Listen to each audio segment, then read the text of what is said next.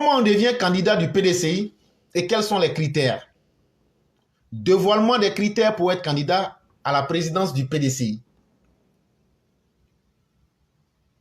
Le porte-parole du PDCI, le député Traoré Soumaïla Bredoumi Kouassi, a dévoilé lors d'une conférence de presse animée le jeudi 19 octobre 2023 au siège du PDCI à Abidjan les conditions pour briguer le poste de président du parti septuagénaire pour succéder à l'ex-président Henri Konan Bédié, décédé le 1er août 2023.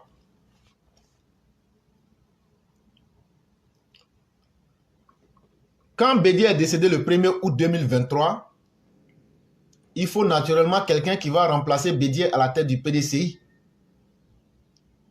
Donc, le jeudi 19 octobre, quand le PDCI, 2023 bien sûr, quand le PDCI cherchait un nouveau président de son parti, ils ont un porte-parole là, le fils de M. Traoré, que les gens appellent Bredoumi là. Il est le fils de M. Traoré. Il s'appelle Traoré Soumaïla. Son papa s'appelle M. Traoré. Lui là, un des repéros de Tidiane Thiam est sorti en tant que haut-parleur du PDCI. Il dit, pour être président du PDCI, pour prendre la place d'Henri Konan Bédié qui est mort le 1er août 2023, là, il y a des conditions. On lui dit, mais vos conditions là sont basées sur quoi? Il dit, c'est basé sur le règlement intérieur. On dit, bon, votre règlement intérieur là, c'est quel article qui donne les critères de candidature au poste du PDCI?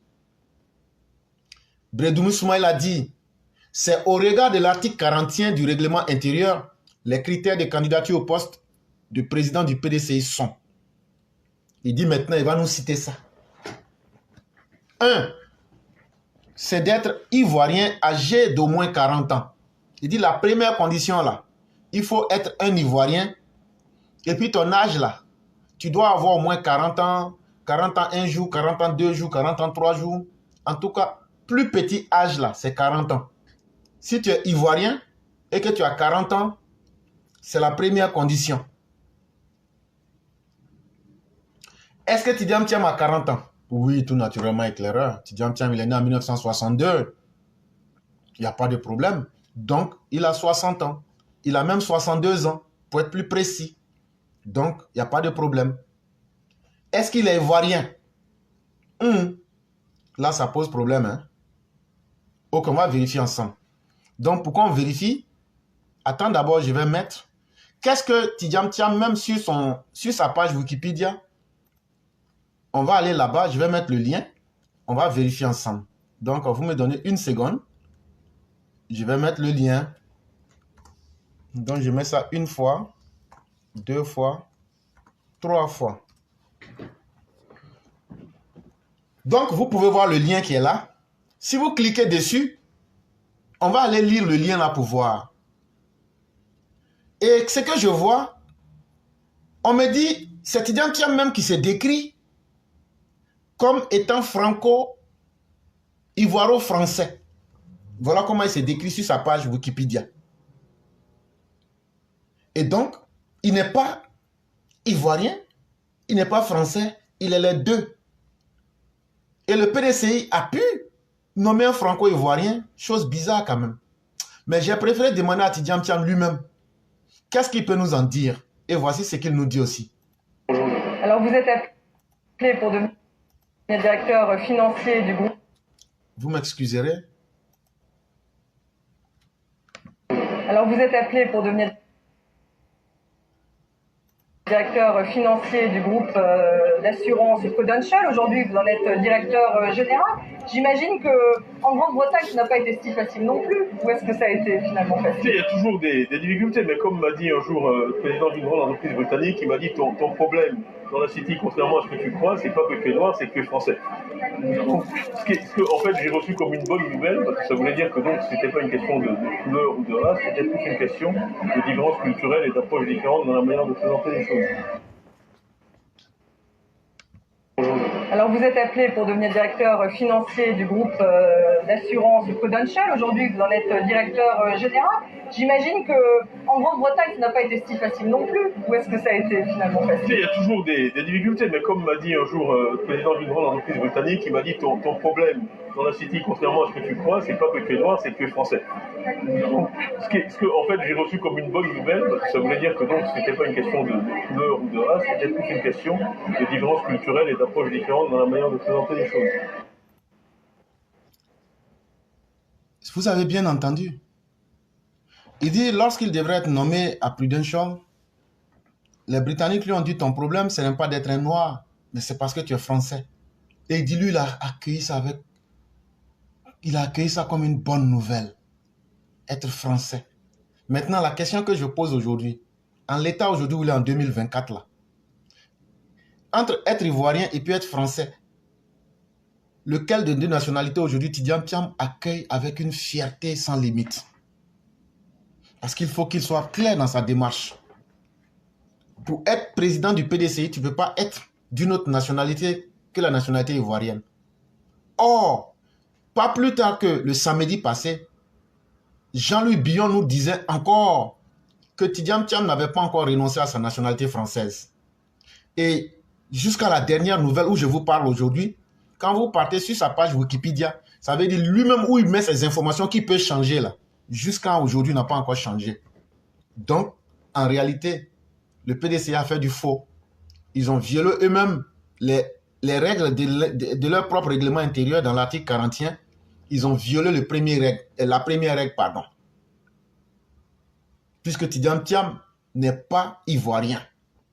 Quand je dis qu'il n'est pas ivoirien, je me base sur ce qui est écrit. C'est d'être ivoirien. Quand tu es ivoirien, là, tu ne peux pas avoir une autre nationalité. Or, lui, il a une autre nationalité. Et donc, pour faire plaisir à Tidjane Thiam, ils ont violé donc l'article 41 du règlement intérieur du PDCI. Et ça, j'ai donné les preuves à partir de sa page Wikipédia et de la vidéo que vous avez entendue. Aujourd'hui, est-ce qu'il est fier d'être français ou mais il est fier d'être ivoirien? On souhaiterait qu'il sorte pour nous dire laquelle des deux nationalités il est le plus fier d'être.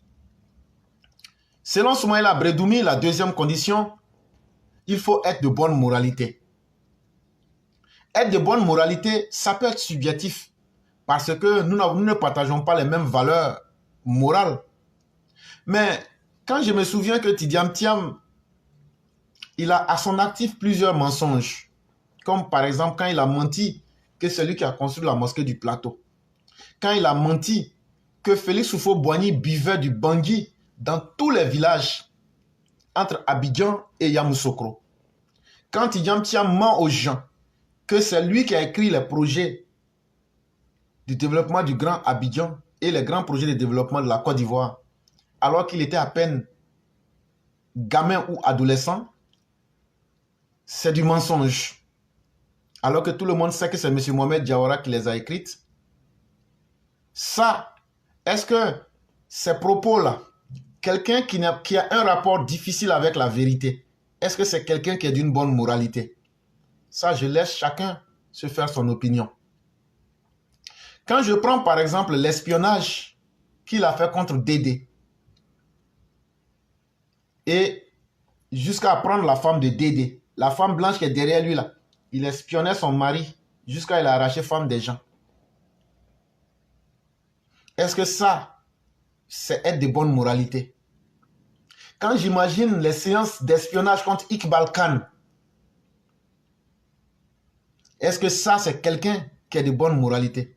Quand j'imagine toi-même Soumaïla Bredoumi, qui a enregistré M. Adjoumani, est-ce que ce n'est pas une méthode à la Chakadjan? Sinon, on n'avait jamais vu ça. Quelqu'un qui enregistre les gens à leur insu, est-ce que c'est une personne de bonne moralité? C'est la première fois qu'on voyait ça dans la politique. Est-ce que c'est pas Tidjane Thiam qui est venu avec ça? Et puis il t'a dit, comme toi, tu es ton repère où il faut aller faire. Mais ça pose un véritable problème sur votre mentalité et votre moralité. Quand j'imagine l'affaire Ionesco, cette pauvre gouvernante, ce qu'on appelle chez nous une bonne, qui dit avoir été séquestré par Chakadian et son compagnon, son petit mignon. Est-ce que ça ne pose pas problème?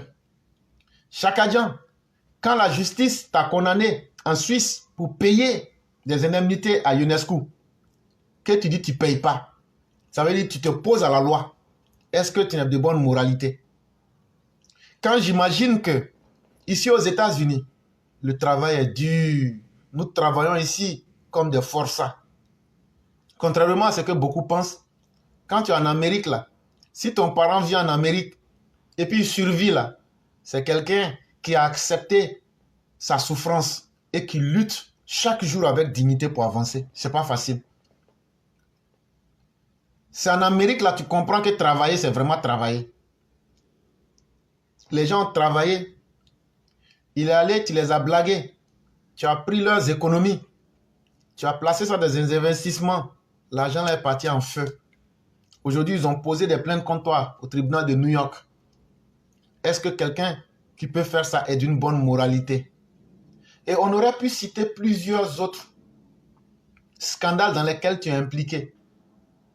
Comme l'affaire Archegos, comme l'affaire Human Longevity, comme le scandale de la Mozambique.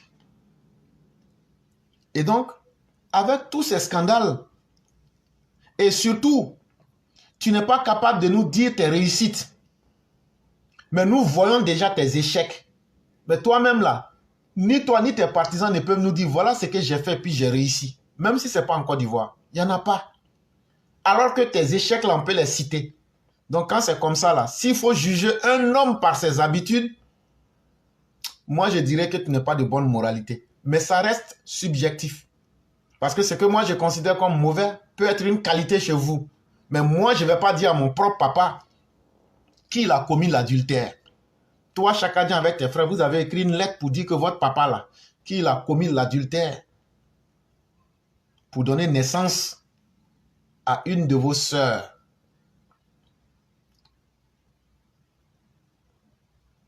Quelqu'un qui peut insulter son papa jusqu'à rentrer dans la culotte de son papa là. Est-ce que ça ne serait pas facile pour toi de trahir ton pays? Quelqu'un qui peut mentir sur son soi-disant grand-père pour dire que c'est un alcoolique. Est-ce que cette personne est de bonne moralité? Quelqu'un qui peut aller s'arrêter devant la maison de Dieu, du bon Dieu, pour dire c'est moi j'ai construit ça, alors que ce n'est pas vrai. Il n'a pas dit la vérité. Celui qui peut vous mentir devant la maison de Dieu, ce n'est pas en ville qui pourra être un saint.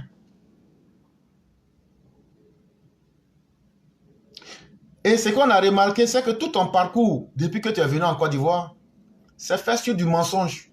Les petits jeunes que tu as payés là, vous leur avez donné des langages pour venir répéter. Quand on les prend là, ils ne peuvent pas aller au-delà de ce que vous leur avez dit. C'est du mensonge.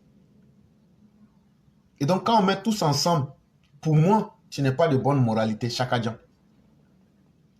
Troisième condition que Soumaïla Bredoumi Traoré nous dit, jouir de ses droits civiques et politiques. Là, nous n'avons rien à te reprocher, puisque tu as des affaires qui sont pendantes, mais tu n'as pas encore été jugé. Et donc, là, à ce troisième niveau-là, on ne peut rien dire. Tu fais de la politique en Côte d'Ivoire, tu n'as pas encore été condamné, mais pour moi, ça ne saurait tarder. Mais je me pose une question. Est-ce que ce n'est pas pour se protéger des poursuites à l'international que tu es venu utiliser la Côte d'Ivoire comme une zone de protection? Est-ce que tu n'as pas signé un deal avec les gens pour dire si j'arrive à Maga taper les Ivoiriens, je vais vous payer vos argents avec leur argent, l'argent des Ivoiriens, et puis après là, on va faire la Java dans le reste de l'argent. Et là, moi, je vois que ta posture n'est pas assez cohérente, Chakadian. Parce que tu as fait plus de 23 ans à l'extérieur de la Côte d'Ivoire. La vidéo, comme tu le dis, il y en a plusieurs. Tu étais toujours fier d'être français. Mais subitement, par nécessité et dans le comble de ton chômage, parce que tu es au chômage actuellement, depuis des années, tu aimes subitement la Côte d'Ivoire. Et tu veux même diriger les Ivoiriens. Ce qui est chose bizarre. Si les choses se passaient bien pour toi, comme tu le souhaitais à l'international, si tu n'avais pas été renvoyé des crédits suisses, si tu n'avais pas été chassé et des institutions et les projets que tu menais là, si les projets là n'avaient pas échoué, est-ce que tu allais venir vers la Côte d'Ivoire? En réalité, chers Ivoiriens, chaque agent veut utiliser la Côte d'Ivoire comme une immunité politique, diplomatique, pour essayer de se protéger contre les dégâts et les poursuites qu'il a commis à l'international. Et donc, il veut jouir des droits civiques et politiques de la Côte d'Ivoire pour pouvoir se jouer de vous les Ivoiriens. En réalité, vous les Ivoiriens, vous êtes devenus comme son Solène Aplakali Domo. Vous êtes devenus comme son amusement. Ça veut dire, ce qu'il ne peut pas aller faire au Sénégal là, il a du respect pour ses parents sénégalais, mais il n'a pas de respect pour vous les Ivoiriens. Donc il va venir essayer ça sur vous. Si vous les Ivoiriens, vous êtes moutons là, il va prendre pour vous et puis il va partir. Donc là, toutes les plaintes qu'on a posées là, vous pensez que les Américains vont laisser leur argent? Il va devoir payer un jour. Ses partenaires chinois, avec qui il avait créé des sociétés écrans, et puis ça s'est mal passé, il va devoir les payer. Il va devoir payer Ionescu. Mais Chaka ne veut pas faire ça avec son argent. Il dit, je vais venir blaguer les Ivoiriens là. Et puis je vais être président du PDCI. Et Chaka, il y a même une histoire. Hein. La mort de Bédier là, il y a certains qui disent, il y a certaines personnes qui disent certaines choses. Hein. Mais là, on n'a pas encore vérifié. On ne peut pas t'accuser. Mais il y a des choses qui sont quand même assez bizarres, quoi. Donc, en réalité, Chaka Dian vient dans la politique pas pour aider les Ivoiriens, mais pour utiliser la scène politique ivoirienne et les fonds publics, l'argent des Ivoiriens, pour payer ses dettes, pour payer les sanctions internationales qui sont sur lui. Et donc, il a pu blaguer quelques petits jeunes. Mais quand on lui demande, quand tu étais à l'international, qu'est-ce que tu as réussi? Il ne peut pas te dire une seule chose qu'il a réussi.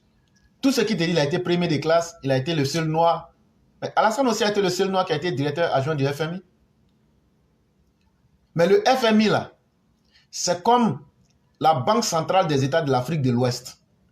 La BCAO, là. Est-ce qu'on peut comparer BCAO avec Koupek et Ayopougon? Chers parents, quand on parle, là, il faut parler simple. La banque BCAO, qui est au plateau, là, la Banque centrale des États de l'Afrique de l'Ouest, là. Est-ce qu'on peut comparer ça avec Koupek et Ayopougon? Bon, Chaka Dian, là, il travaillait à la Koupek. Crédit Suisse, là, ce n'est rien d'autre que Koupek. C'est banque des quartiers. Il a échoué là-bas. Maintenant, Alassane Ouattara qui a réussi à la BCAO, là. Vous avez menti aux gens, mais quand on a vérifié les choses, on voit la réalité aujourd'hui. Alassane Ouattara, là, allez fouiller dans les archives, sortez-nous les scandales qu'il a causés. Soyez dignes et soyez fiers. Allez fouiller dans les documents pour nous sortir les scandales d'Alassane Ouattara. Mais comment se fait-il que Chaka Dian, ce sont ces scandales qu'on voit? Mais Alassane Ouattara, lui, quand on demande, ah non, tous les pays sont fiers de lui. On a vu Shinzo Abe s'abaisser devant Alassane Ouattara. Il dit, ce monsieur-là, c'est lui qui a sauvé le Japon. Shinzo Abe, l'ancien premier ministre du Japon. Il s'est incliné devant le président Ouattara. On n'a jamais vu quelqu'un qui a dit au président Ouattara, voilà, quand tu as passé ici, tu as commis tel scandale. Et quand on fait cette comparaison, ça gêne les gens du PDCI. Mais il faut qu'on le fasse. Parce qu'on a besoin des gens qui ne peuvent pas trahir leur propre peuple. Parce que celui qui a trahi les étrangers peut trahir aussi son propre peuple. Et Chaka Dian a déjà trahi les Ivoiriens plusieurs fois. On a connu la crise de 2002 jusqu'en 2011. Chaka Dian n'a jamais ouvert sa bouche pour faire un message de compassion aux Ivoiriens. Tant que la vie va bien chez lui, il s'en fout des autres. C'est parce que tout va mal chez lui maintenant. Il est au chômage. Il n'y a personne qui veut l'embaucher à l'international. En tant que chômeur endurci, il veut maintenant faire la politique en Côte d'Ivoire. Voilà toute la réalité qui est là. Et si on explique comme ça, là, que tout le monde a compris, là, si vous voulez la votez-le. Si vous voulez, ne le votez pas. En tout cas, on vous a dit toute la vérité.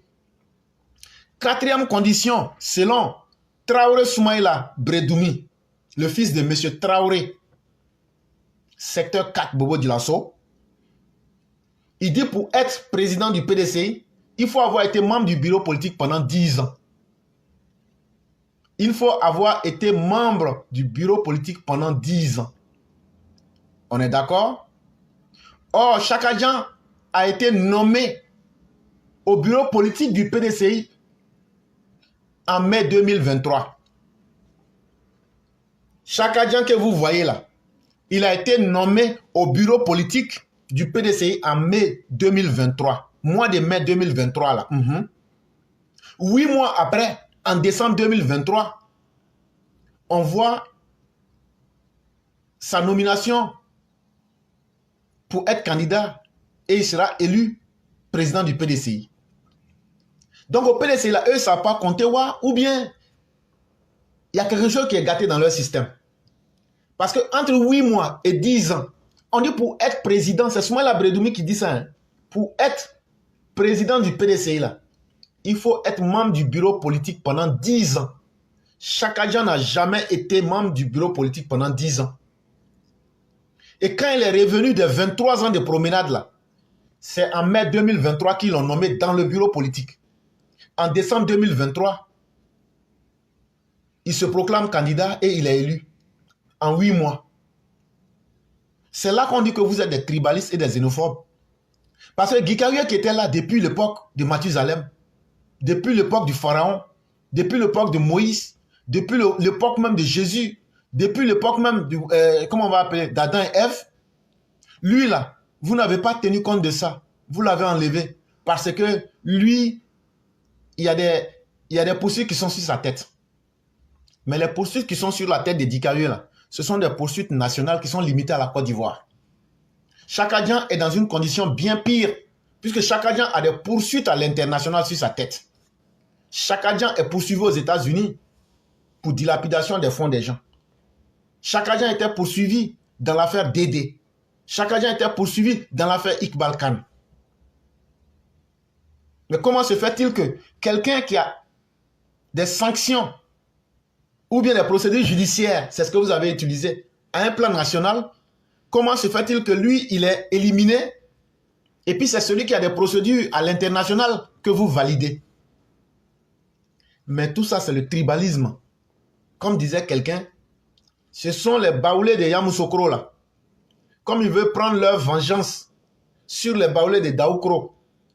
Leur nouvelle stratégie là. Ils disent on a eu le petit-fils d'Oufoué, ou soi-disant petit-fils d'Oufoué.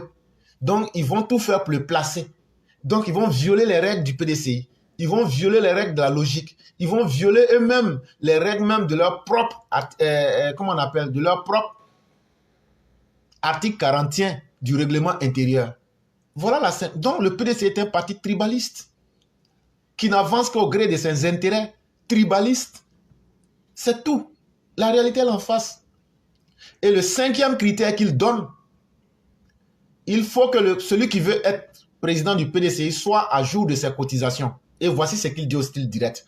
Être à jour de ses cotisations et s'acquitter d'une contribution au financement du Congrès dont le montant est fixé par le bureau politique.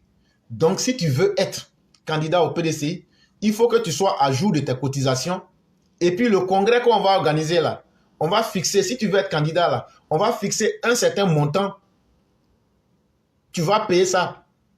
Et c'est le bureau politique qui fixe le montant. Or, il se retrouve que Titi Le Malo, jusqu'en novembre 2023, il n'avait jamais été à jour de ses cotisations. C'est-à-dire que c'est quand il a eu besoin du PDCI, quand il a senti qu'il voulait être candidat, pour les raisons que je vous ai déjà évoquées, pour se protéger, quand il a obtenu la mort de Bédié, en novembre, il vient, parce que Bédié est décédé en août, le 1er août. En novembre, comme il a nettoyé le terrain, il vient maintenant payer ses cotisations. Mais un membre, pendant plus de 23 ans, n'a pas payé de cotisations. Est-ce que tu es un bon membre? Et quand les gens veulent jouer avec les mots, je leur dis non. Non, faites attention. Parce que nous, on est aussi doté d'intelligence. À en croire l'intelligence d'Abidjan, l'ancien polytechnicien a versé la somme de 28 millions de francs CFA en guise d'arriéré des cotisations dans les caisses du parti, le PDCI, présidé par Henri Konan Bédié, en sa qualité d'ancien membre du bureau politique.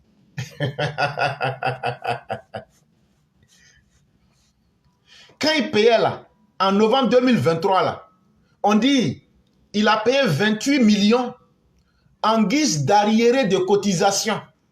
Les cotisations qu'il n'avait pas payées depuis 23 ans, là. Parce que Bédié dirigeait le parti en sa qualité d'ancien membre du bureau politique. Donc, comme il était un ancien membre du bureau politique, ça veut dire qu'il n'était plus membre du bureau politique. Maintenant, pour être membre du bureau politique, il a payé les 23 millions. Éclaireur, c'est que tu dis, là, il faut donner la source.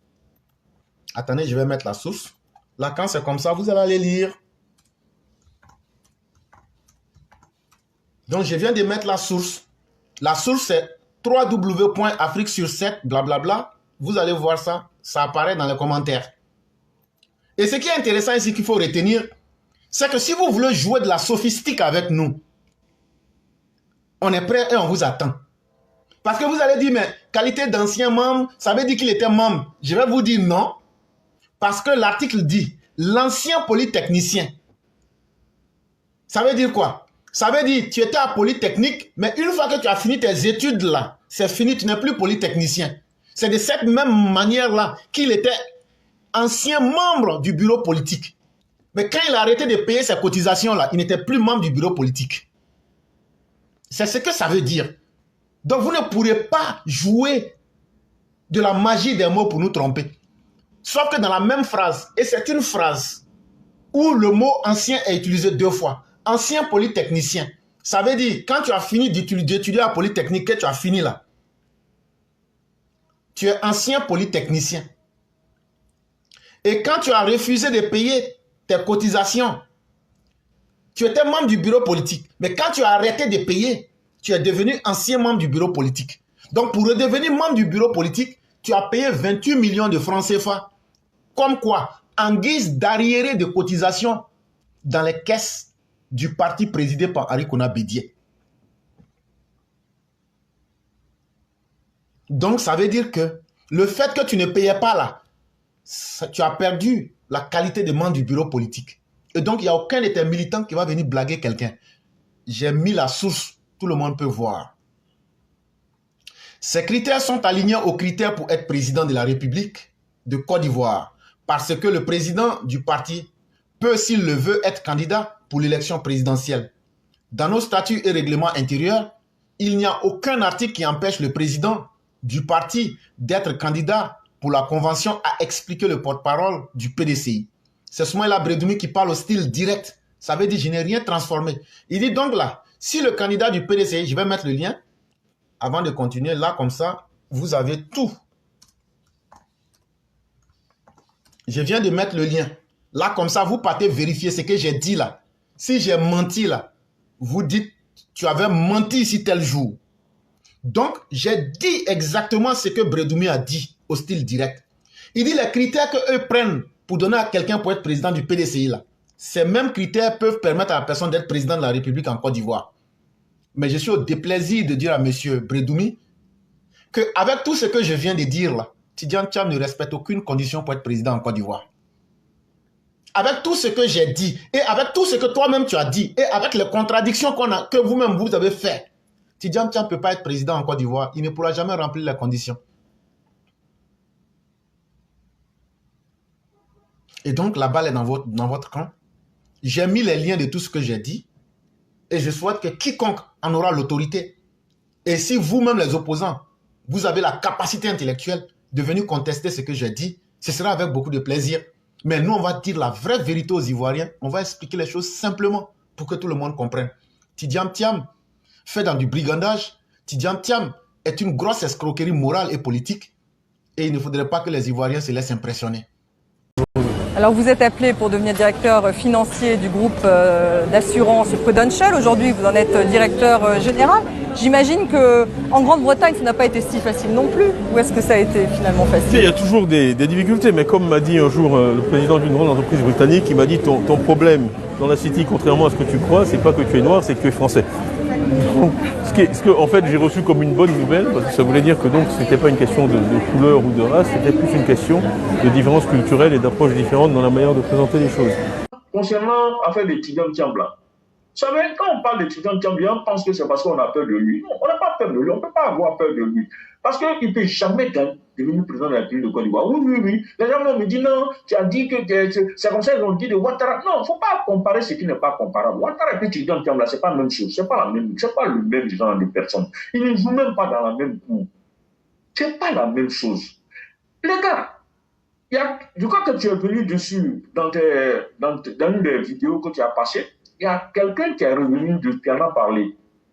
Quand tu totalises le temps que Tidjane Thiam a passé sur le territoire ivoirien, ça ne dépasse pas 10 ans. Il a fréquenté jusqu'en 3e au Maroc. Après la 3e, il est venu faire seconde, première, terminale, ça fait 3 ans. Et puis, j'ai dit 3 ans, mais je suis gentil. Hein. N'oubliez pas que l'école, c'est à cheval. Hein. Ce n'est pas 3 ans année civile, hein. Mais on est gentil, on va dire 3 ans. Il a fait 3 ans en Côte d'Ivoire. Il est parti. Polytechnique, il a commencé à travailler en Europe, en France, jusqu'en 95, par là que Bédier lui a fait appel. Il est arrivé, il est devenu DG de Gnet, ministre du plan. Et en 99, il y a eu un coup d'État. Donc, il a fait maximum, si on veut être gentil encore, il a fait 5 ans. 5 ans plus 3, ça fait 8. Puis, bon, il était tout petit, peut-être il est né ici, il était tellement bébé qu'on ne peut pas compter ça. Donc, ça fait, moi-même, je compte 8 ans. Et il n'a même pas fait 10 ans continu en Côte d'Ivoire. Donc, et puis quand il était ici encore, ceux qui ont fréquenté à lui disaient que c'est le monsieur qui venait à l'école, on le dépose en voiture, ce n'est pas un problème. Hein. Nous tous là, on a beaucoup de personnes, moi-même on m'a déposé en voiture aussi. Mon papa n'est pas là à l'école. Hein. Mon père était entrepreneur, il avait sa bâchée, mais il me déposait à l'école avant que avant qu'on ouvre l'internat, parce que moi j'ai toujours fait l'internat par la grâce de Dieu, mais le vieux me déposait à l'école avant qu'on ouvre l'internat. Donc moi aussi on m'a déposé à l'école, mais ça ne m'empêchait pas de socialiser. Tidjane Thiam n'a pas socialisé avec les gens. C'est-à-dire que, je ne sais pas si vous vous rendez compte, quand il socialise là, ça veut dire que quand tu socialises, ça crée en toi ce qu'on appelle l'empathie. Il n'a aucune empathie pour quelqu'un. Mais quelqu'un que son frère, sa soeur sont décédés, il n'est pas venu au funérailles. Vous voulez qu'il fasse quoi avec vous? Je vous pose la question. Il fait 23 ans sans venir dans un pays. Il se comporte toujours comme un Français. Quand on lui parle, il dit nous les Français, il parle de la France, il est tout heureux même de se considérer comme étant français. Il se sent plus français qu'Ivoirien. Pendant tout le temps qu'il a passé, comme on dit, c'est un super homme. Quand il était dans ce super poste-là, il a aidé combien d'Ivoiriens? À quel moment il a aidé la Côte d'Ivoire? Vraiment, on vient nous donner toutes ces informations. Donc, quand Bion dit que sa candidature, ou le fait même qu'il veuille être candidat, c'est indécent, mais non seulement c'est incongru, mais c'est plus qu'indécent. Je ne sais pas s'il y a un autre mot plus fort que ça qu'on peut utiliser. C'est même une insulte à la Côte d'Ivoire, c'est une foutaise. C'est-à-dire que tu dragues, tant que quelqu'un est ton frère, si il voyage, il ne t'écrit pas, il ne t'appelle pas, tu as des problèmes, il ne t'appelle pas, tu as en joie, il ne t'appelle pas. Et puis un matin, quand il a des problèmes, c'est maintenant il t'appelle et puis il te dit non, franchement, excuse-moi, il faut m'aider. De vous à moi, même si c'est ton frère, est-ce que tu vas avoir le courage d'aider ce frère? Quand tu te dis que mais toi, tu n'es pas sérieux, tu vas pas accepter, je suis désolé. Ça va être difficile que tu lui apportes ton aide. Ce n'est pas tout. Lui-même, il veut même venir gérer l'héritage du papa. Parce que comme il aime parler d'héritage, on va raisonner comme ça. Il veut venir gérer l'héritage du Faux-Boigny. C'est-à-dire qu'il considère que le parti, là, c'est son héritage. Mais il confond le parti et puis la Côte d'Ivoire. Donc il veut confondre même, il estime qu'il est tellement bien placé que tout le monde pour reprendre la suite. Parce que lui, on ne doit rien lui refuser. Quand on lui dit son vrai nom, ça l'énerve. Effectivement, éclaireur, quand tu as la remarque que tu as faite sur sa main gauche là, s'il ne fait pas attention, je ne lui souhaite pas, hein, il peut faire une crise cardiaque. Hein. C'est la vérité, hein, sincèrement. Parce que façon il bougeait sa main gauche là, c'est pas normal. Il était dans tous ses états. Il n'a qu'à faire très attention. Sinon, ça là, c'est le début du commencement. Hein. C'est un pommade le gars qui lui a passé. Hein. C'est qu'on va lui faire là, c'est petit. Hein. C'est ça là, c'est petit. Hein. Il y a encore des dossiers béton là-bas qui sont qu'on a sous le coude, on n'a même pas encore dépoussiéré. pour dire on va parler. Parce qu'il a tellement de casseroles que si on veut commencer à parler de ces problèmes-là, lui, il ne va pas s'en sortir. Donc ça, là, il est fâché pour rien. Hein. C'est petit ce qui va lui arriver là. Le bal n'a même pas encore commencé. Ça, là, c'est mise en bouche que Bion a fait. Bion même, il a fait ça en parlant gros français. Quand les gens vont parler de ça, connaissant les Ivoiriens, là, ils vont parler de ça dans le langage propre aux Ivoiriens, dans le nichi, là. Il va comprendre sa douleur. Ça n'a pas encore commencé. Donc, il n'a qu'à rester tranquille. Donc, franchement, je suis désolé. Hein. Le PDCI, excusez-moi, c'est le parti qui a le plus crié. C'est vrai, il faut bien aider la Côte d'Ivoire en utilisant le PDCI. En étant le président du PDCI. Mais depuis que Oufou est mort, le PDCI, d'après Oufou là, c'est le PDCI qui a le plus créé de problèmes à la Côte d'Ivoire. Franchement, c'est même... Parce que tu as parlé de ça la dernière fois en disant que c'est parce que justement le PDCI n'a pas pu trouver les solutions aux problèmes posés à la société ivoirienne d'après Oufou, après la mort du Fou Boigny, ou même qu'ils en ont tellement créé qui ont fait que Gbagbo est venu prendre le pouvoir. Donc, il ne faudrait pas que nous, les RHDP, on tombe dans le même piège. Ça, tu l'as dit, je suis entièrement d'accord avec toi. Mais en attendant, c'est que les Ivoiriens doivent retenir ce que les plus grands fossoyeurs de ce pays-là sont le PDCI, à commencer par Bigé. C'est Bigé qui nous a mis dans tous ces problèmes-là. C'est lui qui a créé tous ces problèmes, malheureusement. Mais bon, il n'est plus là. On ne va pas, ça n'empêche que nous, on parle de ses actes, non pas de sa personne. Voilà. Et aujourd'hui, c'est le même PDCI qui a lancé l'ivoirité. C'est eux qui ont commencé. Et c'est le même PDCI qui a dit une chose hier et qui est en train de faire le contraire. Vous avez dit que le président Ouattara est étranger alors qu'il n'a jamais été étranger. Lui, il a pu prouver. Mais nous, on dit aujourd'hui que Tidjane Thiam est d'origine sénégalaise. Juste, nous, on vous attend de venir nous dire qu'on a menti. Donc, Tidjane Thiam même là, il a une tare congénitale. Moi, je précise, hein, je dis bien, il a une tare congénitale. Ça veut dire quoi? Il est né avec une tache indélébile sur lui. Peut-être que c'est sa deuxième ou troisième génération qui va être un peu plus à l'aise. Mais je ne suis même pas sûr, parce que ces enfants-là, non seulement ils ne sont pas nés, je pense, en Côte d'Ivoire, mais ils ne se sentent même pas ivoiriens. Ceux qui n'ont même pas la nationalité ivoirienne, ils ont la nationalité française ou peut-être d'autres nationalités, mais ça, ce n'est pas notre problème. Mais éclaireur, tu as encore sorti un élément, je vais insister dessus. Tidjane Thiam, il est ivoirien. Il n'est pas ivoirien. Hein. Moi, je vous dis ça. Hein. Il n'est pas ivoirien, parce que la nationalité ivoirienne, là, tu la paies quand tu utilises une autre nationalité. Ça, c'est juridique. C'est automatique. Ce n'est pas une affaire. Ça. Le président n'a pas besoin de te dire. C'est pour ça que Bion dit que si il renonce à la nationalité française aujourd'hui, Alassane Ouattara est obligé de prendre. On est obligé le ministère de l'Intérieur est obligé de s'adresser au président. On va prendre un décret pour lui redonner la nationalité ivoirienne. Actuellement, il n'est pas ivoirien. Donc, le PDCI même là n'a pas respecté non seulement ces textes, mais si jamais Tidjane Thiam renonce à la nationalité française et qu'il dépose ses dossiers devant le Conseil constitutionnel, ils vont rejeter sa candidature. Et ce serait dire le droit. Oui, on sait que les gens vont dire non, c'est politique, ils ont peur de lui. Non, on n'a pas peur de Tidjane Thiam. On a battu Bédié, c'est pas Tidjane Thiam, on ne peut pas battre. C'est pas un vulgaire inconnu. Et je pèse mes mots, je dis c'est un vulgaire inconnu. C'est vous qui perdez votre temps, pensez que c'est sur les réseaux sociaux, on va le lire. Oh, je suis désolé. Ce n'est pas sur les réseaux sociaux on va amener. Les réseaux sociaux ne peuvent jamais amener quelqu'un au pouvoir. Même aux États-Unis, là, Donald Trump, là, ce n'est pas sur les réseaux sociaux spontanés, il ne s'est pas couché sur les réseaux sociaux. Hein. Il a fait campagne. Hein. Il a voyagé, il est parti dans tous les recoins des États-Unis. Hein. Il connaissait les swing states, là. Il est parti là-bas, il a fait des meetings là-bas. Il est revenu même là où on a tiré sur lui. Là. Il est revenu encore là-bas pour faire un deuxième meeting. Pour vous dire que le terrain, là, il n'y a rien qui peut dépasser le terrain. C'est le terrain qui fait le politicien. Ce n'est pas les réseaux sociaux. Les réseaux sociaux, c'est virtuel. Ah oui. Tu peux avoir... mais Johnny Pacheco était suivi par combien de personnes? Prenons son exemple. Il était suivi par beaucoup de personnes. Ça lui a monté à la tête. Il a pensé qu'il était trop aimé. Il allait se planter au village. Il avait combien de voix? Il vous a il avait combien de voix? Tidjane Thiam là, il ne peut même pas gagner pion s'il se présente. Moi, je vous dis ça aujourd'hui.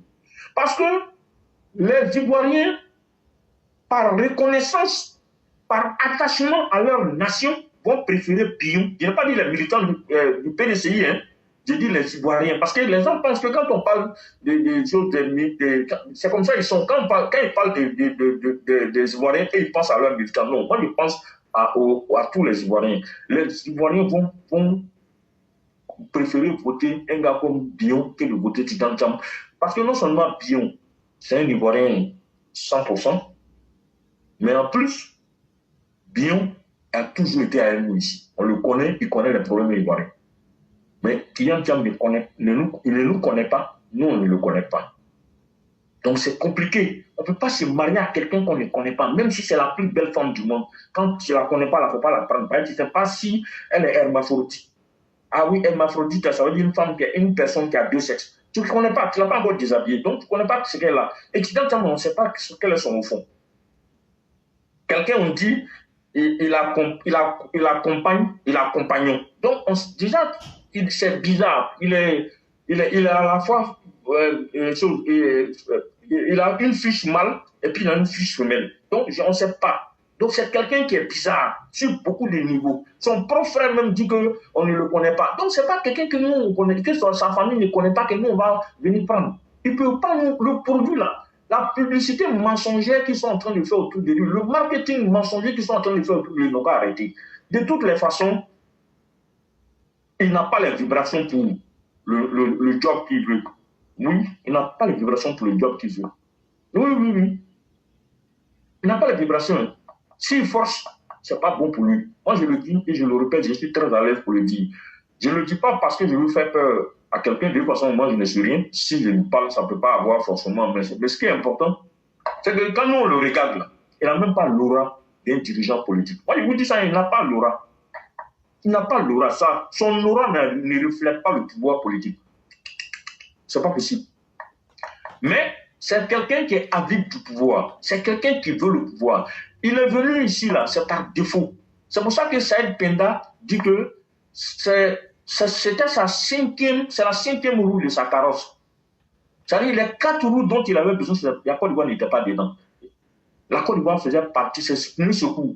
Donc, nous sommes un pneu secours pour lui. Il vient en Côte d'Ivoire pour chercher à plier le poste de président parce que il n'a pas trouvé mieux ailleurs. La preuve, il était au chômage. Quand on l'a viré de Crédit Suisse, là, il était au chômage. Éclaireur, je te confirme, hein, Crédit Suisse, là, UBS, qui est son concurrent, là, a acheté Crédit Suisse à 1 franc, à 1 euro symbolique. Et c'est sur pardon de l'État suisse. Ils ont demandé pardon à l'État suisse de ne pas abandonner Crédit Suisse à cause des petits épargnants. Donc UBS a pris Crédit Suisse à 1 euro symbolique. Mais UBS, quand ils ont pris Crédit Suisse, pour vous montrer que l'ampleur du dégât financier, c'est que UBS a fait déficit l'année là. Ils ont fait perte, ils ont perdu de l'argent. Quand ils ont fait leur bilan là, à la fin de l'année, ils ont regardé, ils avaient perdu de l'argent. Et puis quand ils disent qu'ils ont perdu de l'argent, en centaines de milliards, hein, ils ont perdu des milliards pour avoir accepté de prendre Crédit Suisse dans le portefeuille de Crédit Suisse. Et c'est l'année suivante qu'ils ont essayé de se redresser un peu. Aujourd'hui, ça va mieux. Donc, votre Tidiane Thiam là, vous les gens du PDCI là, ne perdez pas votre temps. Si vous voulez, prenez-le. Si vous voulez, laissez-le. De toute façon, lui-même, il dit qu'il est tellement sûr de son affaire, il tient tellement le PDCI qu'aujourd'hui, il pense que le PDCI, c'est à lui. Non seulement, il vous dit que s'il veut, Bion dit qu'il veut convention, non. Il va avoir sa convention, mais je lui dis d'avance qu'il a perdu. Que par exemple, moi, il a gagné, c'est déjà bouclé. De toute façon, il a bouclé cette élection-là. C'est comme ça qu'il a bouclé aussi la convention. Et en plus, en tant que candidat à la convention, c'est lui qui décide du timing de la convention en fonction de si Ouattara est candidat ou pas. Maintenant, manque de peau pour lui, Ouattara sera candidat. Donc, je ne sais pas ce qu'il va faire. Est-ce que ça change quelque chose pour moi? Moi, je crois que non. Mais lui, bon, je ne sais pas quelle stratégie il va appliquer. Peut-être si Ouattara est candidat, peut-être il va caler en l'aide, je ne sais pas. On va voir ce qu'il va faire. De toute façon, nous, on ne s'occupe pas de ça. Qu'il soit candidat ou pas, c'est leur problème. Mais nous, on parle pour éclairer la lanterne de non seulement nos militants, mais pour éclairer la lanterne des Ivoiriens d'une manière générale. C'est très important que les gens se rendent compte que accepter quelqu'un comme Tidiane Thiam comme même candidat, c'est une hérésie. C'est une ignominie. C'est une insulte à la mémoire de nos parents, qui se sont battus pour faire de ce pays-là ce qu'il est. C'est une insulte aux braves travailleurs qui ont tenu à bout de bras ce pays dans les difficultés que nous avons connues. Tout ce que nous avons traversé depuis la mort du Faux-Poigny jusqu'à aujourd'hui, toutes les difficultés que nous avons connues là, lui n'a jamais été proche de ça. Dès qu'il y a eu les premiers problèmes, il a pris la poudre d'escarpette, il est parti. Il a fui le pays. Il n'a jamais fait face à des difficultés. Donc, voilà quelqu'un qui ne paye pas ses impôts en Côte d'Ivoire, qui ne se comporte pas en Ivoirien, qui n'a jamais souffert dans sa vie, qui n'accepte pas même, qui ne sait même pas comment on fait pour se défendre. Lui-même, il ne sait pas se défendre, c'est tous les gens qui doivent le défendre. Et pourtant, aujourd'hui, les défis sécuritaires auxquels la Côte d'Ivoire est confrontée là, on n'a jamais connu ça de toute l'existence de notre nation. Depuis les indépendances, oui, vous le savez tous, la Côte d'Ivoire n'a jamais été aussi menacée dans son existence que maintenant. N'eût été la maestria du président Ouattara, que serions-nous devenus? Moi, je pose la question à tous les Ivoiriens. Je vous pose la question à tous, EPV que vous êtes. Est-ce que vous vous imaginez un seul instant si le président Ouattara avait été Safoulaï, un Jean Tidjane Tcham qui suit dès qu'il y a pris le coup de feu? Vous donnez ce pays à ce monsieur, le djihadiste, Ibé Kakao va venir boire, il va venir boire Nyamakoudji au palais présidentiel, ça, il vous dit ça, ou à Simi Goïta. Ah oui, oui, oui, parce qu'il va fuir le pays. Il n'est pas habitué à se battre. Il ne saura même pas qu'est-ce qu'il faut faire. Hey, il ne faut pas, on va jouer à l'avenir de nos enfants. Hein. C'est l'existence de la Côte d'Ivoire qui est en cause. Ça, il faut que vous reteniez ça, c'est très important ce qu'ils sont en train de dire. Il faut que vous reteniez que c'est une question existentielle pour nous. D'abord, moi, je vous dis, le Conseil constitutionnel en principe doit rejeter sa candidature pour ce que je viens de dire. Parce que si il se porte candidat, il a la double nationalité. On doit rejeter sa candidature pour la double nationalité. S'il renonce à la nationalité française, c'est la quadrature du cercle. C'est le président Ouattara qui doit lui accorder à nouveau la nationalité ivoirienne. En tout cas, un arrêté ou un décret doit lui accorder la nationalité ivoirienne. Bon, un gars comme ça, là, comment le Conseil constitutionnel peut accepter sa candidature de vous à moi? Et puis moi, je demande au président Ouattara, remettez-nous la clause de résidence dans les conditions de la présidentielle. C'est important, hein?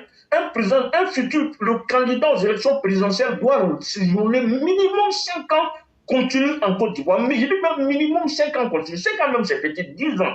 Parce que quelqu'un qui ne séjourne pas dans un pays, comment de façon normale il peut aspirer à gérer ce pays-là? Est-ce que de vous à moi, est-ce que c'est normal? C'est pas normal. C'est révoltant. C'est humiliant. C'est insultant. Gérer la Côte d'Ivoire, la présidente de la République de la Côte d'Ivoire, ce n'est pas du jeu. Est-ce que lui, il peut se présenter au Sénégal? Il peut se présenter au Sénégal. Dans ces conditions, il peut se présenter au Sénégal. Vous êtes sûr qu'un Sénégalais qui est dans les mêmes conditions que Tidjane Tcham peut se présenter au Sénégal, les Sénégalais vont même le regarder. Il n'y a qu'en Côte d'Ivoire qu'on peut voir une incongruité de cette nature. Il n'y a qu'en Côte d'Ivoire qu'on peut voir une insulte de haut niveau comme ça. Quelqu'un qui dit qu'il ne t'aime pas, qui t'a prouvé qu'il ne t'aime pas, qui s'est comporté en te prouvant par A plus B qui ne t'a jamais aimé, qui ne t'aimera même pas, qui ne peut pas t'aimer. Parce que pendant plus de, je ne sais pas, pendant toute sa vie, à aucun moment il n'a montré son amour pour la Côte d'Ivoire. Au contraire, lui, il a bénéficié des impôts, de nos impôts, de l'argent du contribuable ivoirien pour devenir ce qu'il est devenu. Mais malgré tout ça, là, il n'a pas montré à aucun moment son amour pour la mère patrie, pour notre chère Côte d'Ivoire. La Côte d'Ivoire pour laquelle vous et moi, nous nous partons sur la plateforme. Nous nous sommes battus, nous avons risqué nos vies. Oui, parce que moi qui parle, et plusieurs autres personnes ont été victimes, ont failli mourir sous le régime de Laurent Gbagbo. D'autres ont perdu leurs parents, d'autres ont connu des handicaps physiquement, moralement, mentalement et tout le reste. Oui, nous avons nos familles qui ont été menacées. Nous, on ne peut pas risquer nos vies par amour pour notre pays, et puis venir se laisser, venir donner notre pays à quelqu'un qui en a besoin juste comme un jouet. Oui, il considère la Côte d'Ivoire comme un jouet, ce n'est pas de l'amour. Donc, éclaireur, vraiment, je sais qu'aujourd'hui, là, c'est vrai, je ne voulais pas parler longuement, mais vous savez, quand on commence à parler de la Côte d'Ivoire, ça devient souvent difficile de s'arrêter parce que c'est choquant quand tu vois ce que les gens du PDC veulent nous faire. Mais on ne va pas les laisser faire. Il ne faut pas qu'ils rêvent. Il ne faut pas qu'ils prennent leur rêve pour la réalité. Eux, ils peuvent, en tant que parti politique, décider, parce que c'est une organisation privée, mais c'est une organisation privée que nous, on finance avec nos impôts. Hein. Ah oui, oui, oui. Parce qu'il y a une loi sur le financement des partis politiques. C'est l'argent des impôts que nous, on a payé là, que lui ne paye pas là. Nos impôts là, c'est ça, on prend pour financer lui son parti. Donc nous, on a le droit de parler dans leur affaire. Ah oui, oui, que ça fasse mal à Soumaïla Traoré. Moi, je ne dis même pas Brandoumi, même. Ça s'appelle Soumaïla Traoré. Brandoumi, ils ont mis ça pour faire pommade. Ça s'appelle Soumaïla Traoré. C'est ça qui est la réalité. Soumaïla Traoré, là. Le Traoré, là. Il faut qu'ils retiennent qu'il n'a pas, nous, on n'a pas de leçons à recevoir de lui. On va parler de leur affaire pire. Parce que nous, on paye un peu et puis on prend pour vous donner. C'est ça, vous prenez pour faire vous tourner en vie pour faire vos camélias, là. Pour venir nous narguer et puis nous parler mal pour mettre dessus. On ne va pas accepter ça. Donc, un Sénégalais, nous, on ne va pas accepter qu'un Sénégalais se fout de notre gueule pour venir. Si vous voulez accepter qu'il chie sur vous là, ça c'est votre problème. Mais nous, on ne peut pas accepter ça. On ne va pas accepter aujourd'hui, on ne va pas accepter demain, on ne va pas accepter pour Tidjane Thiam, on n'acceptera pas pour quelqu'un d'autre. Et puis, je vous interdis de dire que quand Alassane Ouattara venait en 89, personne ne le connaissait. Oui, vous ne le connaissiez pas. Mais le président Oufou le connaissait parce qu'il le suivait depuis très longtemps. Beaucoup d'Ivoiriens le connaissaient parce qu'Alassane Ouattara venait en vacances en Côte d'Ivoire. Il était à New York, mais quand il prenait ses congés, ses vacances, il venait voir sa maman. Il venait en Côte d'Ivoire, il partait jusqu'à Dabou, où se trouvait son oncle. Vous savez tout ça. Mais vous voulez comparer quelque chose qui n'est pas comparable. Comme vous aimez le mensonge, comme vous aimez la manipulation, vous pensez que c'est vous seul qui êtes allé à l'école, c'est vous seul qui pouvez mentir et puis faire avaler des couleuvres aux gens. Votre couleuvre là, même la queue même, on ne va pas avaler. On ne va même pas avaler la queue de la couleuvre avant de parler du reste de la couleuvre.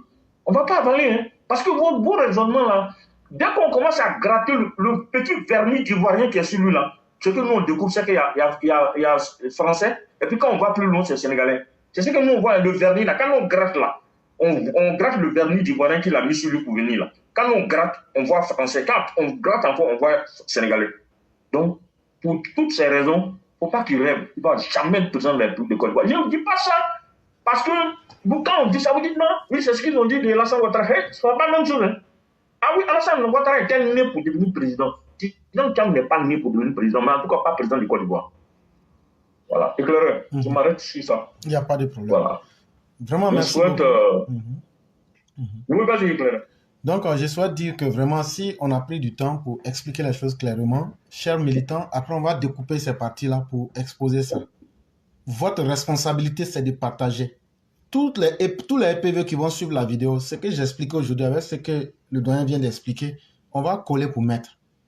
Quand vous allez partager les dégâts que ça va faire dans le PDCI et le niveau de compréhension que ça va amener chez les Ivoiriens, parce qu'il y a beaucoup de choses qui ont été dites. Quand on va mettre ensemble là, toi qui vas écouter la vidéo là, il faut partager au moins à 10 personnes. Que ce soit dans WhatsApp, que ce soit sur Messenger, que ce soit sur TikTok là. Il faut partager au moins à 10 personnes. Vous allez voir, les gens vont comprendre qui ce Tidjane Thiam est et ça va nous protéger nous tous du malheur. Parce qu'à force de s'amuser avec ce malheur là, ça va finir par s'imposer à nous. C'est à force d'inventer le diable là. Le diable c'est d'abord dans la pensée de l'homme. C'est à force de penser les mauvaises choses que ça devienne une réalité, ça s'impose à toi. Ta pensée là, le diable là, c'est ce que tu penses. Et je prends les musulmans. Quand Dieu parle et qu'il dit que Adam a été confronté à Iblis, il ne dit pas que Adam a été confronté à Satan. Il dit Iblis. Mais Iblis là, c'est qui? C'est un comportement. L'aspect fougueux. L'aspect réactionnaire. Et donc le Satan là, tu ne vas pas le voir pour dire il est assis dans un coin. C'est toi-même là, les mauvaises pensées que tu te fais là. C'est ce qui devient ton Satan. Et Tidjane Thiam là, Il est en train de devenir une gangrène en Côte d'Ivoire. Et ils veulent qu'on l'accepte. Faisons beaucoup attention. Nous là, c'est pas parce qu'on est contre lui. Mais c'est parce qu'il faut qu'on avertisse les Ivoiriens. On s'est amusé avec Laurent Gbagbo, il ne sera rien dans le pays là. Un jour, il est devenu quelqu'un. C'est ça, hein? C'est la même chose qui est en train de commencer comme ça. Et demain là, quand ils vont prendre la Côte d'Ivoire pour aller mettre ça en morceaux devant les Sénégalais, ou bien mettre la Côte d'Ivoire dans un gros danger et puis se retirer là, ne venez pas vous plaindre. Hein? En tout cas, on vous a tout expliqué. On a fait ce qu'on pouvait. On a pris les arguments qu'on a mis en face de chacun. Et on a parlé pour détailler. À bon entendeur, salut. À vous de partager. À vous, toute personne qui va suivre la vidéo qu'on va découper pour mettre, partage au moins 10 fois. Et ceux qui vont écouter, n'écoutez pas ce que nous on vous a dit. Hein. Asseyez-vous, analysez ce qu'on vous a dit. Et puis faites-vous votre propre vérité. Et puis, prenez votre propre vérité. Ne prenez pas ce que nous on vous a dit comme une vérité. C'est ce que je voulais ajouter. Et dire merci à tous ceux qui nous ont suivis. Merci à vous-même. Merci pour tous les détails. Et je vais vous laisser en 1 ou 2 minutes nous faire la conclusion. D'accord. Merci beaucoup, éclaireur, pour vraiment cette dernière mise au point. Hein. Franchement, et je demande, non seulement, vraiment, on vous demande pardon, partagez la vidéo, mais ne partagez pas simplement et réécoutez plusieurs fois. Ça va, vous allez bien comprendre les points sur lesquels j'ai beaucoup insisté aujourd'hui. C'est important, hein, parce qu'on est en train de s'amuser. Hein. Ne vous amusez pas. J'ai parlé de problèmes existentiels. Je ne sais pas si vous vous rendez compte de ce que ça veut dire. Ça veut dire le problème existentiel. Voilà, c'est notre avenir, l'avenir de la Côte d'Ivoire qui est en jeu, hein, je vous dis. Hein. Ah oui. Éclaireur est gentil, quand il dit je n'ai rien contre Tidjane Thiam, moi j'ai quelque chose contre lui, parce qu'il ne vient pas prendre le pays à un bon cœur. Il vient prendre le pays pour servir ses intérêts. Ce n'est pas pour servir la Côte d'Ivoire. Je suis désolé, donc moi, je suis contre lui. Moi, il n'y a pas à vous casser la vérité. Moi, je suis contre lui. Moi, je ne l'aime pas. Moi, je préfère dire ça. Ce n'est pas sa personne que je n'aime pas, mais ce qu'il représente que je n'aime pas. Voilà. Je suis très à l'aise à le dire. Je n'aime pas ce qu'il représente. Le symbole qu'il a, c'est un symbole dangereux pour l'existence de la Côte d'Ivoire. Oui, on a ouvert notre pays jusqu'à où vous voyez où ça peut nous emmener. Parce que ce que le PDC disait d'Alassane Ouattara, c'est ça on doit dire de Tidjane Thiam en réalité. On ne devait pas dire ça d'Alassane Ouattara, ce discours-là. Il fallait le réserver pour Tidjane Thiam.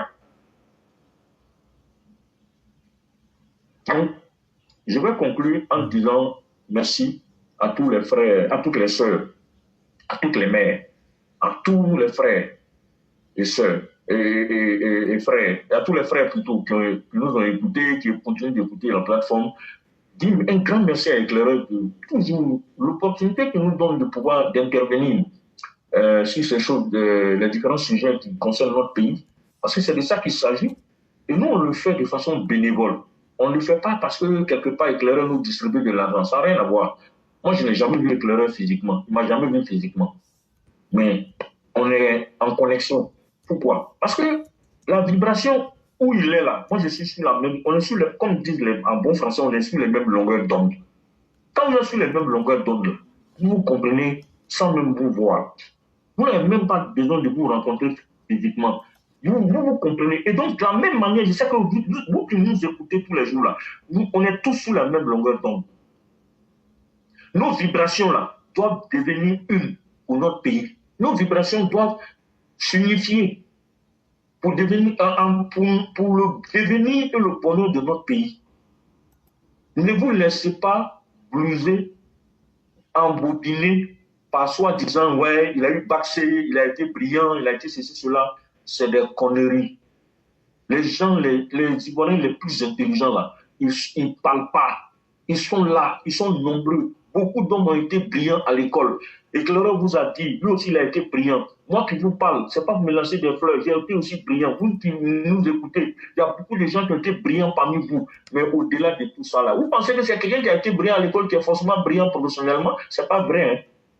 Vous pensez que le directeur général actuel de la banque, le président de la Banque mondiale ou le directeur général du FMI et machin, c'est des gens qui ont été forcément brillants à l'école, ils ont été majors? Non, ils n'ont pas besoin d'avoir été majors.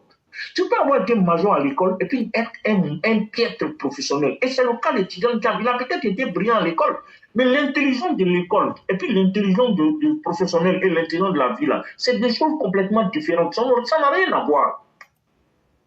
Éclaireur, on a parlé de l'entrepreneuriat, mais je te donne un chiffre. J'ai vu ça sur Ecofin. 86% des startups, des dirigeants des startups, des fondateurs des startups ont des problèmes mentaux, des problèmes mentaux. C'est-à-dire, ils ne sont pas fous, mais ils n'ont pas la culture entrepreneuriale. Donc, ça leur crée des problèmes. Pourtant, ce ne sont pas des gens qui n'ont pas de diplômes. Ils ont plein de diplômes, mais ils n'ont pas la culture entrepreneuriale. Donc, ça leur crée des problèmes. 86%. Je ne sais pas si vous vous rendez compte de la gravité. Ce n'est pas en Côte d'Ivoire, c'est en Afrique. Les startups, les gens qui se lancent pour faire les affaires. Vous voyez? Éclaireur, j'aimerais que, ça c'est pas aujourd'hui, hein, j'aimerais à une occasion, peut-être ce sera sur TikTok, si, comment on appelle, la sœur Reine de Saba peut s'approprier la question. Moi j'aimerais qu'on parle du problème de l'urbanisation en Côte d'Ivoire. J'aimerais que la plateforme traite le problème. Moi j'ai commencé à travailler dessus. J'ai écouté le ministre Bruno Koné aujourd'hui, mais moi je ne suis pas très satisfait. Je ne dis pas qu'il ne travaille pas, hein, il fait comme il peut. Moi, je ne suis pas satisfait. Moi, je pense que le problème de foncier à Côte d'Ivoire, des problèmes d'urbanisme à Côte d'Ivoire, c'est trop important. Jusqu'à présent, on n'a pas encore trouvé des solutions, on va dire, il n'y a pas de solution éternelle, mais on n'a pas encore trouvé les vraies solutions à ces problèmes-là. Voilà, donc j'aimerais qu'on en parle à une occasion, une autre, peut-être sur TikTok, un peu faire un débat dessus, comme on a fait pour l'entrepreneuriat, ou pour d'autres sujets, si ça ne vous dérange pas. Hein. Si vraiment c'est possible, c'est très une bonne chose. Parce que je pense qu'il y a beaucoup de personnes qui sont concernées par ça. Et il y en a qui ont des terrains qui n'arrivent pas à avoir d'ACD. Il y en a qui ont des terrains qui ont leur ACD, qui veulent construire pour avoir permis de construire, c'est la croix et la bannière. C'est trop compliqué, ça va. Il y a tellement de papiers, on ne sait plus quelles sont les procédures qu'il faut suivre.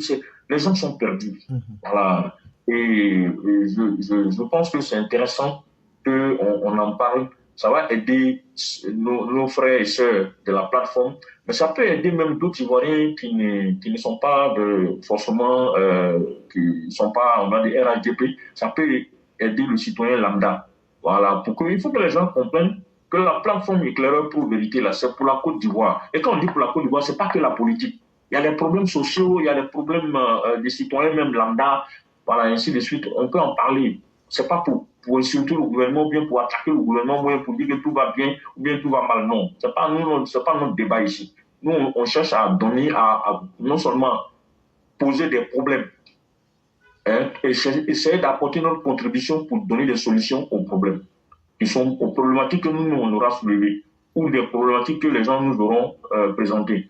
On n'est pas forcément, on n'a pas l'expertise dans tous les domaines, mais Dieu nous a fait grâce avec le parcours professionnel qu'on a eu, les différents conseils qu'on a pu donner par-ci, par-là, de gauche à droite. Ça fait qu'on a eu l'occasion de toucher à beaucoup de domaines de la vie économique de la Côte d'Ivoire. Ça fait qu'on peut se permettre de pouvoir trouver des solutions idoines, en tout cas faire des propositions de solutions pour que les gens peut-être puissent s'en inspirer et approfondir. Donc c'est pour ça que j'ai annoncé cette histoire d'urbanisation, problèmes fonciers, tout ça. Okay. Voilà. Donc Éclaireur, encore une fois,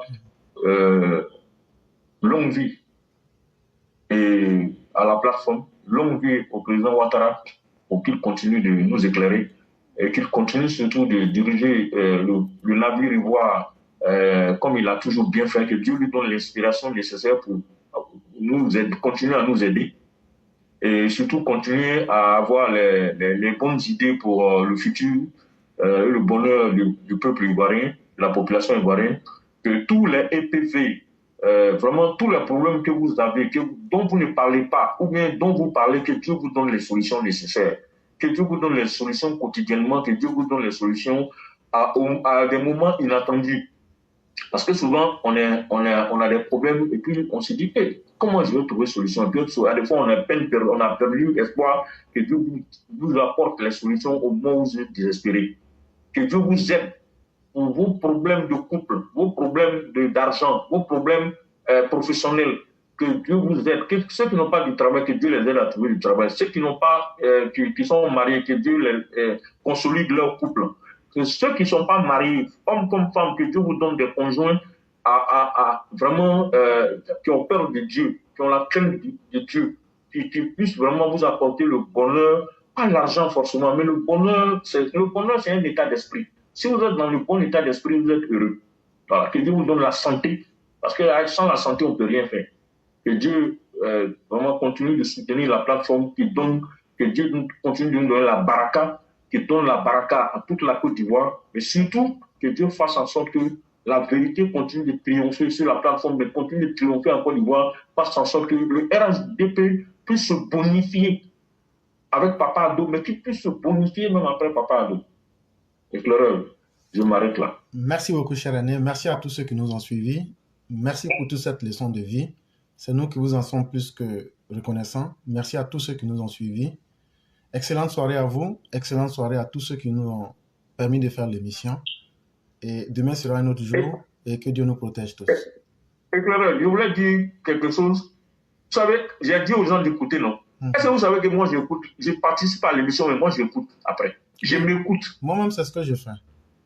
Je m'écoute pour voir, je me dis, ah non, ici, là, tu n'aurais pas dû parler comme ça, tu vois, pour me corriger, et puis pour voir si j'ai abordé tout le sujet dans toute sa profondeur. Oui, Éclaireur, je sais que tu t'écoutes, parce qu'une fois, tu as dit quelque chose la veille, moi j'avais relevé l'erreur, je voulais écrire, après j'ai laissé, mais le lendemain, tu es revenu dessus et tu t'es corrigé toi-même. Ça, je tenais à te féliciter, j'avais oublié même, comme tu as dit ça, je me suis souvenu, je tenais à te féliciter pour ça.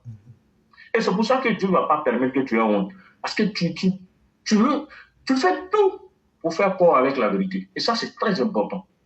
Quand c'est comme ça, là, les esprits que Dieu t'envoie pour te soutenir, les anges que Dieu t'envoie, c'est que des anges de lumière.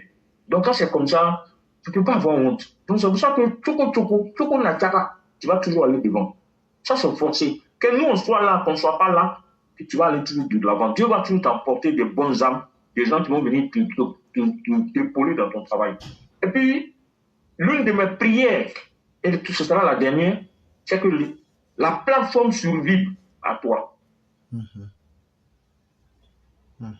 Que quelqu'un, que ce soit dans ta famille ou pas, puisse prendre le relais à un moment ou à un autre pour continuer ton travail. Je souhaite que toi, tu dures aussi longtemps que possible. Mais si pour une raison ou une autre, tu es obligé, parce qu'on ne sait jamais dans la vie, tu peux avoir une fonction, désormais, tu vas faire que tu ne pourras pas venir faire des directs.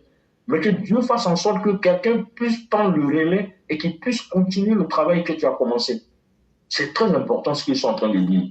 Parce que je veux que la plateforme, qui pour moi est une personne morale, qui existe spirituellement, puisse grandir, connaître la maturité nécessaire, vieillir et ne jamais mourir. C'est important. La bataille fait rage au sommet du PDCI. Bion Takcham. Apprécié. Pour diriger le parti, il n'y a pas de problème. Qu'il apporte quelque chose de nouveau au parti. Pour être candidat, c'est une toute autre histoire. Hein. Je répète encore, Tidiane, pour qui j'ai beaucoup de respect, est parti en 2000. Il revient en Côte d'Ivoire à partir de 2023. En 2022, il fait une visite, il repart, il revient en 2023. 23 ans. Quand il partait en Côte d'Ivoire, il y avait 18 millions d'habitants. Il y en aura 30 là, dans quelques mois. Ce n'est pas la même Côte d'Ivoire. Quand il partait, Yopougon avait 700 000 habitants, il y en a 2 millions aujourd'hui. Il n'a pas scolarisé d'enfants en Côte d'Ivoire. Il ne peut pas parler aux Ivoiriens d'éducation nationale. Il ne s'est pas soigné en Côte d'Ivoire. Il lui sera difficile de parler de santé en Côte d'Ivoire. Il n'est pas contribuable en Côte d'Ivoire. Pour quelqu'un comme moi, me parler de fiscalité et d'économie, ce sera difficile entre nous. Hein. Donc, je dis, au vu de tout ça, et je peux continuer encore et encore, la Côte d'Ivoire, c'est quoi? C'est des cœurs qui battent à l'unisson, c'est des vécus, des joies, des peines. Il n'a pas connu Laurent Gbagbo, président de la République. Les 10 années de refondation du FPI au pouvoir, méconnu pour lui. Pour quelqu'un de notre génération qui n'a pas connu des chapitres entiers de la vie ivoirienne, c'est difficile. Et je pense que par décence, il ne devrait même pas être candidat. Je le dis en toute honnêteté, vous prenez une constitution comme celle des États-Unis, qui est la plus pragmatique. Pour être candidat, il faut avoir vécu les 14 dernières années dans le pays. Et c'est normal. C'est normal. Alors, les jeunes vont vous dire, bon, quand on avait nos joies, connaître la première qualification de la Côte d'Ivoire en Coupe du Monde, on n'était pas là. Voir le pays coupé en deux, avec toute la crise ivoirienne et tout ce que ça comporte, quand on va parler de réconciliation nationale, de tous ces sujets, il sera exclu. Donc, soyons sérieux. Je dis, le débat politique n'a pas commencé. Quand le débat politique va commencer, les lacunes seront trop importantes. Mais c'est en ça qu'un candidat à une présidentielle a une équipe autour de lui, pour combler des lacunes s'il n'y a que l'IA. On ne gère pas un pays par procuration. Ce n'est pas un dossier bancaire où vous acceptez le crédit à la fin. Non. Encore une fois, c'est un véritable vécu. Et quand vous faites des propositions aux Ivoiriens, c'est parce que vous savez ce qui se passe. Vous vivez. On ne vous raconte pas. Moi, on ne me raconte pas la Côte d'Ivoire. Je la vis. Je participe. Donc lui, alors je peux être dur, hein, et je le suis parce que la politique se fait avec vigueur. Il est obligé de s'entourer d'une bande de repéros qui lui disent « faut faire ci, faut faire ça ». Non, ça ne marche pas comme ça. Ce que Bion a dit là, c'est nous on a mis ça dans sa bouche. C'est pas ce qu'on a l'habitude de chanter ici tous les jours et puis nous traiter de tous les noms là. Thiam est novice dans la politique ivoirienne, 1. 2. Il ne connaît pas le pays. Il ne connaît pas les réalités du pays. Il n'a pas grandi ici. Et puis en plus, il a quitté la Côte d'Ivoire, ça fait plus de 20 ans. Il ne connaît rien dans la politique ivoirienne. Il ne connaît pas le terrain. Rien. C'est un type comme ça, vous partez le soulever pour venir diriger un pays qui ne maîtrise même pas. De toutes les façons, quand les éléphants se battent, les lièvres ont intérêt à se chercher au Bion Thiam. Récré va parler là-bas. En attendant, Kakabe, qu'est-ce que tu en penses? Il y a des dons que j'entends. Thiam, c'est notre frère. Moi, je n'ai rien contre lui. Il était ministre quand Bédi était au pouvoir. Quand il y a eu le coup d'État, il est parti, non? Il n'est plus jamais revenu ici. Et puis vous, là, on a supporté le parti jusqu'à aujourd'hui. On est arrivé à un stade où on calme le plan pour venir. Est-ce que c'est normal? Vous parlez que le poste de président, c'est un jeu. Vous partez soulever quelqu'un qui ne connaît même pas le territoire ivoirien, qui n'a même pas vécu même pratiquement ici. Thiam là, à l'âge de 3 ans, il est parti au Maroc. C'est là-bas il est resté juste ça. Il a eu son bébé, il est venu en Côte d'Ivoire ici.